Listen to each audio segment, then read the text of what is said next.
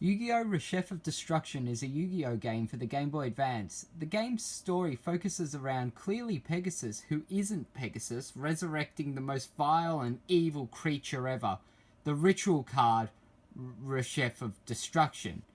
Because nothing is more scary than a ritual monster. Oh no, they need two very specific cards at the same time, plus monsters in their hand that equals the ritual monster's stars, just to be able to summon a monster with quite low attack points and a mediocre effect. The problem with the game is that Reshef of Destruction is so pathetic as an intimidating monster, they had to use the Laura Bull to make the card more powerful. Not just this, but the entire game has been altered to make it extremely difficult for a player just to compensate for it. Firstly, by having typing destroy monsters without factoring in attack and defense points. I mean, I would have tolerated this if it came out during the Duelist Kingdom arc or just after it, but unfortunately, it is set after the Virtual World and Battle City arcs, so they should know better, especially since it came out a few months before the GX anime started airing. The first thing you'll notice when playing this game is that there is no tutorial part like most games have, which means that you miss very important information. Like if you have crippling depression, do not play this game. Oh, and how the card typings work. The typing advantage in this game is not only fatally broken, but very confusing for new players as well as people who have immersed themselves in all Yu-Gi-Oh things. If you want to try and understand that information, you need to look in the catalogue that comes with the game. But let's be honest, who actually looks through one of those? And also, who actually has one of those as well? Most have been thrown out, lost, destroyed, or people just tend to pirate the game. And so it doesn't come with the instruction manual. Lucky for me, I'm not one of those people, and I actually have a copy of it still. The other alternative is that you can look it up online. But then you run the risk of looking like you aren't smart enough to solve the game, so you go to the internet for help. So regardless, it was a mistake from the start. The second issue is that you are prohibited from using certain card combinations until you have a duelist level high enough to use it. And by card combinations, I just mean the better cards rather than rubbish 200 attack point monsters you start with. Because of these two things, the game is one of the hardest games I have ever played. And not hard in the fun kind of hard, it's more the I want to smash this game with a bat kind of hard. To give you an idea how hard this game is, the total game time of this game, if you somehow won without any defeats, would be about 6 to 10 hours. However, after factoring in the alternative rules that make the game harder, I honestly think it'd be impressive to win in less than 40 hours.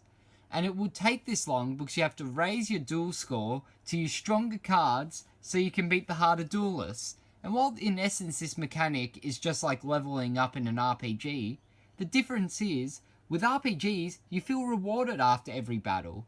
In this game, it leaves you with a feeling that you've just been stabbed in the gut. Okay, maybe not that bad. No, actually, it still sucks. Another major problem with the game is that all you do is duel and have scenes of people talking. The map space is extremely small compared to other Game Boy Advance games. In fact, the original Zelda games had more of a map than this game. This is a problem because you can't really explore or do anything else. I found credits boring before, but never have I seen such a pointless cutscene that drags on for so long that I actually consider walking to a shop, buying a dipping bird, then walking back and using the dipping bird just to press the button A. I promise you it drags on for 15 minutes without reading what it says, and it would be close to double that if you were to choose to read every single word. That's right, a 30-minute cutscene. I've never played a game that has a cutscene that even goes for a fifth of that time. I never want to play this game again, because for all the pain of beating this game, there is no reward. In fact, I think it's more of a punishment having to press A for 15 minutes before credits. The credits in comparison are actually quite enjoyable as they only last a minute or two. The whole game has terrible mechanics. You can accidentally sacrifice a monster on your field for nothing. Useless cards can easily destroy the most powerful of cards. But what I really want to know is why I can go to China, Italy and Canada, all the time, but I can't afford a damn card. Like, Shadow Spectre costs more. Shadow Spectre! Putting aside the mechanics that make me wish I had been sent to the Shadow Realm instead, I'm going to talk about characters. You play as a young boy who is friends with Yugi and his friends. Firstly, yes, you play as a male character because, well, I'm not sure. I suspect it was because they were just too lazy to be bothered programming in another sprite and a single moment to select the gender of the character. Other than you have all the main crew such as Yugi, Joey, Taya and Tristan, as well as many other recurring characters such as the billionaire himself, Seto Kaiba. The characters people pretend to care about, like Weevil, Rex, Mike, Keith, Ishizu, and a bunch of minor villains that barely anyone remembers. Pegasus, who was not Pegasus, who was actually totally Pegasus, and I think Merrick makes a cameo for good measure or something. But the biggest problem in terms of characters in this game is the lack of Bakura. You get to see a vision of Yami Bakura, but not Bakura.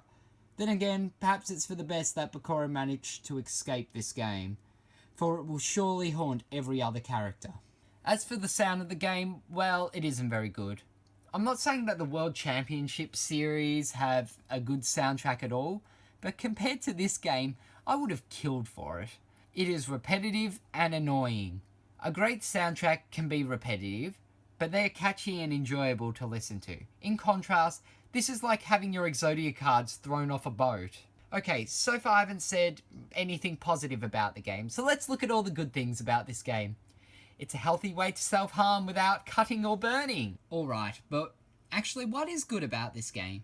You get to explore Domino City. While it may not be exactly what fans will like, the iconic city will still be enjoyed by hardcore fans. Many of the minor characters from the series appear in the games. The Millennium Scales get more love than in the actual anime series, even if it's only for a minor moment. And it has a Yu-Gi-Oh title on it, so it's worth a bit to die-hard Yu-Gi-Oh collectors.